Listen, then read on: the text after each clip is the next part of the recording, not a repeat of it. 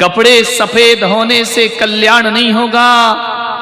आज तुम्हें अपनी आत्मा को भी पावन और पवित्र बना करके रहना है, कलुषताओं से दूर रहना है। ध्यान रखिए, ऐसे सफेद वस्त्र जो आपने पहने हैं, अकेले वस्त्र नहीं बदलना मेरे भाई, भीतर का मन भी जो बदल लेता है उसके जीवन में पर्युषण पर्व अवतरित हो जाते। चित्त को पवित्र करिए, मन को पवित्र करिए, सब विकल्पों को छोड़िए। आप सब यहां बैठे हैं, किसी का 40 साल का जीवन हो गया होगा, किसी का 50 साल का जीवन हो गया होगा, कोई 60 के होंगे, कोई 70 के होंगे। हर बार पर्युषण पर्व मनाया, हर साल पर्युषण पर्व मनाया, लेकिन इस बार अजमेर वालों एक बात ध्यान रखना, 70 साल, 50 साल, 40 साल परिवार को सौंप दिए, रिश्ते नातों को सौंप दिए, संसार की रंगरलियों में बिता दिए। जो भी परिवार को, रिश्ते नातों को दिया है, भाईचारे यार दोस्ती को दिया है, वह सारा का सारा समय व्यर्थ निकल गया। 10 दिन जो दोगे ये तुम्हारे बहुत काम आएगा, ये केवल तुम्हारा है, इसे कोई नहीं ले सकता है, ये फिक्स डिपॉजिट है।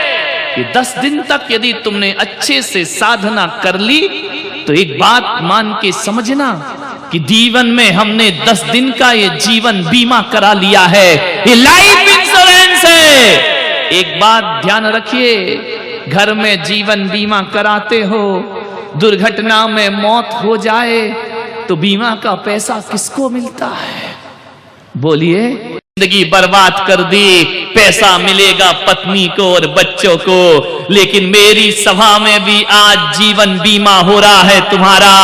और एक बात याद रखना, ये पुण्य का वो जीवन बीमा है, यदि आपने मेरे यहां बैठकर और जिनेंद्र के दरबार में लाइफ इंश्योरेंस करा लिया तो एक बात याद रखना, मर भी गए तो पत्नी को नहीं मिलेगा, तुम्हारा तुम्हें ही प्राप्त होगा। इस जन्म में भी प्राप्त होगा, आने वाले जन्म में भी प्राप्त, जन्म जन्म तुम्हें ही मिलेगा। इसका ब्याज कोई और नहीं ले सकता है, ध्यान रखना। ये हमारे जीवन की सबसे बड़ी कमाई है। छल मत करना। 10 दिन तक विशुद्ध आध्यात्मिक साधना करना। एक आदमी बोले, महाराज क्या हम अपनी दुकान, अपने दफ्तर में यही कपड़े पहनकर जाएंगे? मैंने कहा कमाल कर दिया, अपना धर्म तो पहनने का ही नहीं है मेरे भाई, तुम्हें तो कम से कम ये पहना रहा हूं मैं तुमको। तो लोग क्या कहेंगे?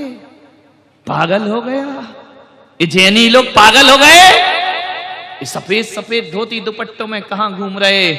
ऐसा कोई नहीं कहेगा। जब ईद आती है, रमजान आता है, हर मुसलमान के सिर पर एक टोपी हुआ करती है, ध्यान रखिए। जब आता है सावन का महीना, हर हिंदू परंपरा भगवा पहनकर कांवड़ पर जल की यात्रा लेने जाता है। उसे देखकर लगता है कि इनका त्योहार आया है। आज तुम भी गुजरो सड़कों से, लोग कहेंगे जैनियों का त्योहार आया है, जैनियों का पर्व। इन पर मत देखो, ये तो बेचारे ताली बजाने को आए हैं। ध्यान, इन्हें देख के कौन कहेगा जैन साहब जा रहे हैं? यदि चले गए तो क्या दिक्कत है? अपनी संस्कृति, अपनी सभ्यता और अपनी परंपराओं में शर्म महसूस मत करो, इसमें गर्व महसूस करिए। आज महिलाएं यहां से घर जाएंगी, सफेद सफेद पूरे रोड में। ध्यान रखना, जो भी देखेगा कहेगा जरूर कोई साधक जा रही हैं, कोई साधिकाएं जा रही हैं। ध्यान रखना, इससे इज्जत खराब नहीं होगी, लोगों के हृदय में आस्थाओं का स्थान तुमको प्राप्त हो जाएगा। ध्यान रखना, पर्युषण पर्व है, लगना चाहिए कि जैनों का कोई त्योहार आया है, लगना चाहिए कि तपस्वियों का कोई त्योहार आया है। सफेद वस्त्र जीवन के त्याग का प्रतीक है। ऐसा मत करना महिलाएं, संकल्प है तुम्हारा, ये नहीं कि घर गए तो रंगीन वस्त्र पहन लिए। टाई पे सोना है, गद्दे पर नहीं सोना है। समझ में आ रहा? नहीं तो साधना के साथ छल हो जाएगा। बन जाइए एक दिन चिल्लाते हो मां का लाल कैसा हो, पुलक सागर जैसा हो, पड़ोसी का ही। तुम कब बनोगे? ध्यान रखिए, 10 दिन तो साधना करो, 10 दिन तो तपश्चर्या करो, 10 दिन तो देखो कि हमारी यारिकाएं कैसी रहती हैं, 10 दिन तो देखो आपके संत कैसे रहते हैं। क्या पूरी 100 साल 50 साल की जिंदगी में 10 दिन भी संत का जीवन नहीं जी सकते हो?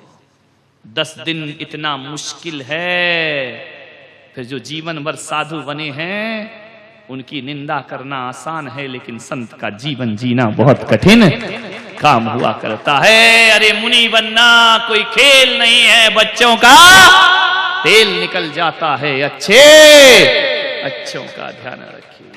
एक दिन नहीं होती साधना, 10 दिन सन्यास नहीं होता। जीवन भर सन्यास लेकर कैसे जीते हैं संत लोग? बड़ा सुकून मिलेगा, बड़ा आनंद मिलेगा। हर बार तो पर्यूषणों में मंदिरों में पूजा की, पूजा तो आज भी है। यहां बैठकर शास्त्रों में कहा है कि जो सामूहिक बैठ करके पूजा करते हैं उनको सामूहिक पुण्य की प्राप्ति हुआ करती है। तुम पढ़ते हो शास्त्रों में पूजाओं में कि सम्मेद शिखर की अमुक टोक से इतने मुनियों को मोक्ष हुआ है, हजारों लाखों मुनि मोक्ष गए। एक बात ध्यान रखना, यदि पवित्र भाव से भगवान की पूजा अर्चना देव शास्त्र गुरु की आपने कर ली तो मैं विश्वास दिलाता हूं कि जब भी पुण्य मिलेगा तो तुमको सामूहिक पुण्य का फल प्राप्त होगा। हो सकता है इस जन्म में नहीं, अगले जन्म में, अगले नहीं, कभी ना कभी यदि आप सबने सातिशय पुण्य का बंद कर लिया तो जहां से हम लोग मोक्ष जाएं वहीं से तुम लोग भी साथ साथ निर्वाण को प्राप्त। सामूहिक पुण्य है, ये छोटा मोटा नहीं है। मंदिर में बैठ के पूजा करना अलग चीज है, तो समूह रूप में पूजा करना अलग चीज हुआ करती है। तुम देखते नहीं, एक बस जाती है, बस में कहां कहां के यात्री बैठते हैं। कोई अजमेर का बैठता है, कोई जयपुर का बैठता है, कोई उदयपुर का बैठता है, कोई नसीराबाद का, कोई किशनगढ़ का बैठ जाता है। कहां कहां के यात्री आकर के एकत्रित हो गए एक बस में। बस गई, पलट गई, सब मृत्यु को प्राप्त हो गए, एक्सीडेंट हो गया, मौत हो गई। क्यों? कोई कहीं रहता, कोई कहीं रहता, कोई कहीं पैदा हुआ, कोई कहीं पैदा हुआ। मरते समय सब एकत्रित क्यों हो गए? क्योंकि उन्होंने पिछले जन्म में सभी ने मिलकर कोई सामूहिक पाप किया होगा, इस कारण मरते समय सभी एकत्रित हो गए। और हम यहां बैठकर सामूहिक पुण्य कर रहे हैं।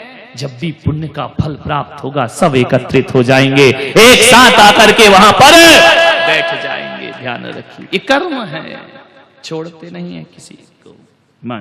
ईमानदारी से, जितनी ईमानदारी होगी उतने नंबर आपको मिलेंगे। नंबर से मतलब आपके अकाउंट में आपके बैलेंस जमा होगा। ध्यान रखिए, बेईमानी होगी, पुलक सागर का कोई हानि नहीं है, तुम्हारी अपनी हानि है। ध्यान रखिए, दिन भर पानी नहीं पीना है, सुबह भोजन मिलेगा, शाम को एक आसन करो तो फिर एक आसन करो। ये क्या है ढोंग कि एक आसन भी कर लिया और शाम को भी खा लिया, तो काहे का एक आसन? वो तो 2 आसन हो गया। हमने कहा ऊनो दर, तुमने कर लिया दूनो दर, डबल लेकर के आ गए। इच्छाओं को जीतिए, घबराइए नहीं। हमने कहा दिन भर पानी नहीं पीना, कई महिलाओं की आंखें फट गई। पहले से क्यों संकल्प करते हो कि पिएंगे? प्राण संकट में आ जाएं, कष्ट हो जाए, जब कुछ रास्ता ना दिखे तब वो मार्ग पकड़िए। ध्यान रखना, 2 तरह के लोग होते हैं धरती पर, 2 तरह के लोग होते हैं, 2 तरह के रास्ते होते हैं। एक अच्छा रास्ता होता है और एक बुरा रास्ता होता है। अच्छा रास्ता शुरू में कठिन लगता है, लेकिन उसका परिणाम बहुत अच्छा आता है।